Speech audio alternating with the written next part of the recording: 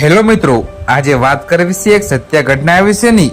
તો મિત્રો, એક ગુજરાતી બ્રાહ્મણે બચાવી પટેલ દીકરીની લાજ।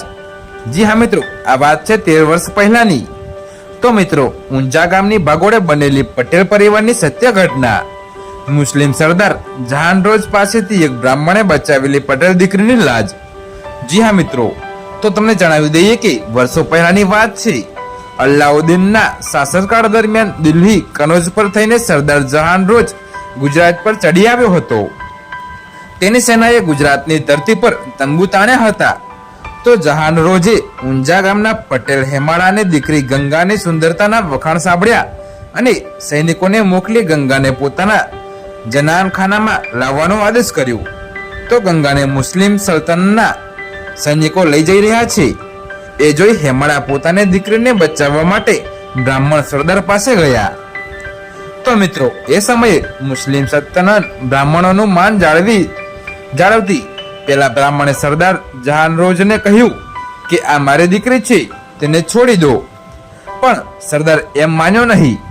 સરદારે આ વાતની ખાતરી કરવા બ્રાહ્મણ પાસે શરત મૂકી કે જો આ તમારી દીકરી હોય તો તેની સાથે ભોજન લો। સરદારને એમ હતું કે જો આ છોકરી બ્રાહ્મણ નહીં હોય તો આ બ્રાહ્મણ તેની સાથે નહીં જમે। પણ જહાનરોજનો આ દાવ પણ નકામો ગયો। તો મિત્રો, બધાના આશ્ચર્ય વચ્ચે બ્રાહ્મણે ગંગાના હાથનું ભોજન લીધું। આ ખાતરી થતા જહાનરોજે ગંગાને છોડી દીધી। પણ પછી પેલા બ્રાહ્મણની કરુણતા શરૂ થઈ।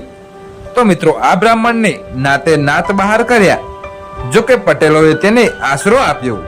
પટેલની દીકરીને બચાવવાને કારણે પટેલોએ તેને ઘર જમીન આપી। બાદમાં ગોરપંદુ છોડી આ બ્રાહ્મણે રોજીરોટી માટે ભવાઈ શરૂ કરી।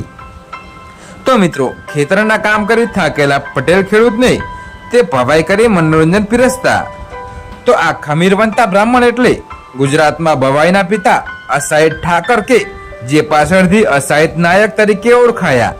તો આમ એક બ્રાહ્મણે પટેલ દીકરીની લાજ બચાવી અને મણસાઈના દીવા પ્રગટાવ્યા હતા।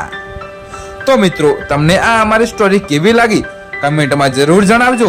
અને અમારી ચેનલ પર નવા છો તો આવી બીજી સ્ટોરી જોવા માટે અત્યારે જ અમારી ચેનલને સબસ્ક્રાઇબ કરી દેજો। જો કે મિત્રો, વિડીયો પૂરો જોવા બદલ ધન્યવાદ।